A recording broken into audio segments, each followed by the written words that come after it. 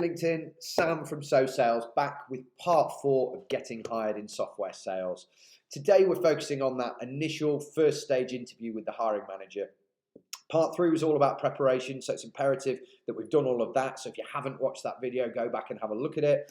Part 5 is going to come on to what we do and how we prepare for that final stage, which is typically a role play or some kind of board presentation. But today, instead, we're going to focus on how we interview, because we've all thought it, we've seen people, we've seen them get a job, and we've thought, how on earth have they got that job with their experience or their track record? Well, they've got it because they're good at interviewing.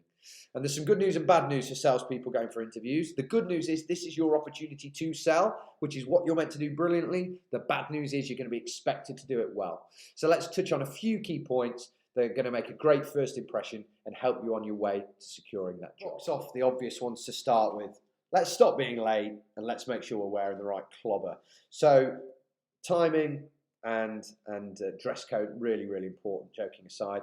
People are still turning up late for interviews. In my experience, it's down to one of two factors. It's not actually down to being late. Generally, it's down to either getting the time wrong or not getting to the venue on time, but not giving themselves enough time to get from reception up to the actual interview room, because reception's got to call up, there's a bit of a delay and all of that kind of jazz. So make sure you get there nice and early. If nothing else, it gives you the chance to build a great first impression with maybe the receptionist, who will quite often get asked about how you are and how you come across and are you polite and all of those things. But it also gives you a chance to observe the office environment and to think to yourself, is that something or a place that I can see myself working? And the dress code one used to be really easy because it used to all be about business dress, but it's not now. Lots of organisations will be wearing lovely branded jumpers like I am. And if you turned up to an organisation where they're all dressed like this and you're in your three-piece suite, you're not going to fit in. You're going to alienate them, and you're going to demonstrate that you don't understand their culture. Now, I'm not saying turn up in a t-shirt and trainers if people are dressed like this. What I'm saying is that we maybe turn up in a nice smart jacket and a shirt without a tie, with maybe some chinos or something like that. Let's ring up in advance. Let's find out what's expected. Let's find out what's going to fit to their culture. Let's not alienate them. So we don't underdress and we don't overdress. Jumping onto the actual interview now, or just before actually, salespeople, really important, gets forgotten about all the time, is build rapport and create a great first impression. It's a scientific fact that one of the most powerful influencing factors is liking. So if people like you and if people have got commonality with you, so use the walk from the lift to the interview room to start chatting with them. It doesn't have to be about them. It can be about an acquisition in the industry that's shaken things recently, or about some plans that they've announced. It can be about anything. It can be a great opportunity actually for you to demonstrate that you've done the right preparation, going back to part 3.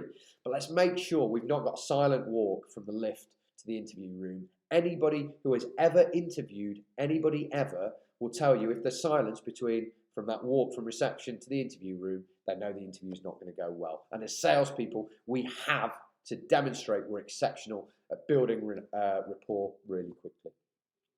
The next thing is, in the actual interview, a couple of points here, is firstly, listen.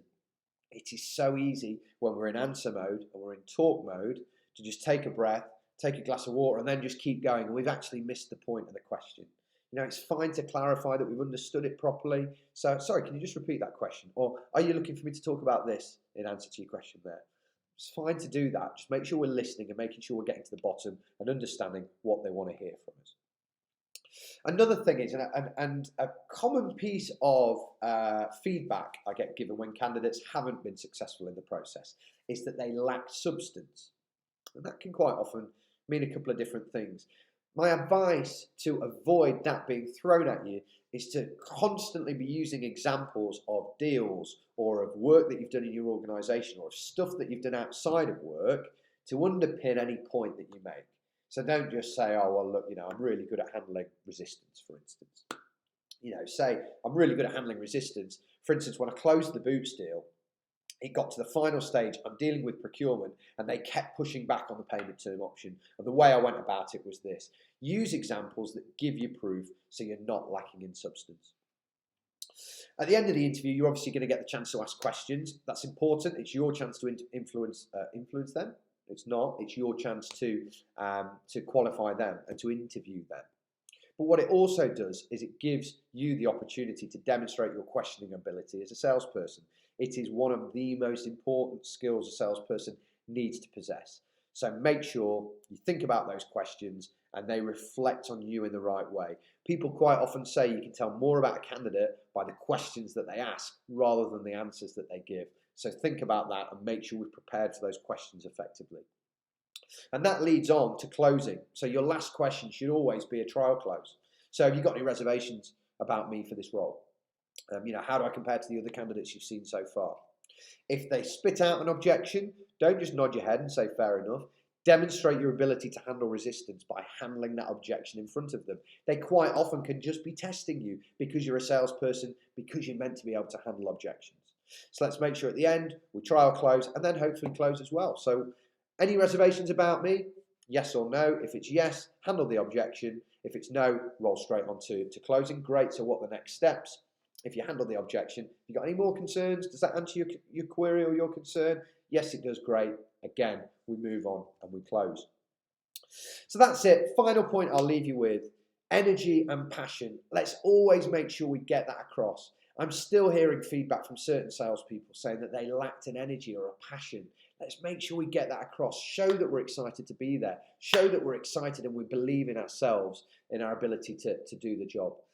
If you do all of that in the first stage interview, I'm pretty sure you'll be getting a call to come back for the second stage. So keep an eye out for part 5. We'll be looking at how we prepare and how we go about the role play and the presentation element of the final stage interview. Thanks very much, LinkedIn. Look forward to seeing you again soon. Bye-bye.